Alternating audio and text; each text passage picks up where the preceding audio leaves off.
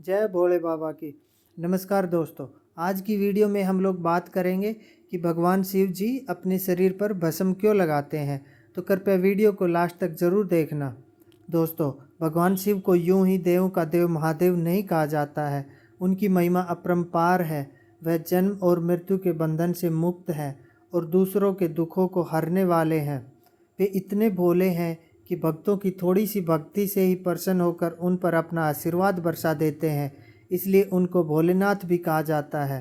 दोस्तों, भगवान शिव का रहन सहन दूसरे देवी देवताओं जैसा बिल्कुल भी नहीं है। वह अपने तन पर भस्म रमाते हैं और भस्म को किसी भी चीज़ का अंतिम स्वरूप माना जाता है। शास्त्रों में भी बताया गया है कि महादेव को भस्म बहुत ही प्रिय है, इसलिए वह अपने तन पर हमेशा भस्म लगाए रहते हैं। तो चलिए अब बात करते हैं भगवान शिव के भस्म लगाने के पीछे की कहानी। दोस्तों, शिव पुराण में एक कहानी के अनुसार देवी सती के पिता प्रजापति दक्ष भगवान शिव को बिल्कुल भी पसंद नहीं करते थे। प्रजापति दक्ष अपनी पुत्री सती का विवाह भगवान शिव के साथ नहीं करना चाहते थे, लेकिन अपनी पुत्री के हट के आगे दक्ष विवश हो गए और देवर्षि नारद के कहने पर वह अपनी पुत्री की बात मानने के लिए तैयार हो गए। इसके बाद शिव और सती का विवाह हो गया, लेकिन विवाह के बाद भी प्रजापति दक्ष के मन में भगवान शिव के प्रति कठोरता ही बनी रही। एक बार दक्ष ने एक विशाल यज्ञ का आयोजन किया। इस हवन में समस्त देवी देवताओं को आमंत्रित किया गया, लेकिन दक्ष ने अपनी पुत्री देवी सती और दामाद भगवान शिव को नहीं बुलाया। जब यह बात देवी सती को पता चली तो उन्हें बहुत दुख पहुंचा, लेकिन उन्होंने मन ही मन सोचा कि अपनों को निमंत्रण की आवश्यकता नहीं पड़ती, इसलिए उन्होंने बिना निमंत्रण के ही प्रजापति दक्ष के यज्ञ में जाने का मन बना लिया।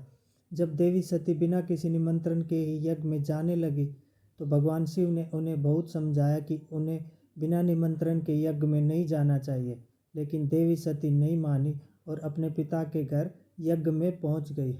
वहां पहुंचकर देवी सती ने देखा कि उनके पिता ने सभी देवी देवताओं को आमंत्रित किया हुआ है। जब उन्होंने अपने पति भगवान शिव को न बुलाने का कारण पूछा तो दक्ष ने भगवान शिव के बारे में बहुत ही कटु बातें कही। अपने पिता के मुख से अपने पति के लिए अपमानजनक बातें सुनकर देवी सती को बहुत गुस्सा आया और देवी सती ये सब सहन नहीं कर सकी और यज्ञ कुंड की धधकती हुई अग्नि में कूद गई। जब भगवान शिव तक यह समाचार पहुंचा तो वे बहुत क्रोधित हुए और उनके वीरभद्र अवतार ने प्रजापति दक्ष का सिर काट दिया। देवी सती के इस प्रकार संसार को छोड़ने के बाद भगवान शिव कई दिनों तक अपनी पत्नी के अधजले शव को लेकर भटकते रहे।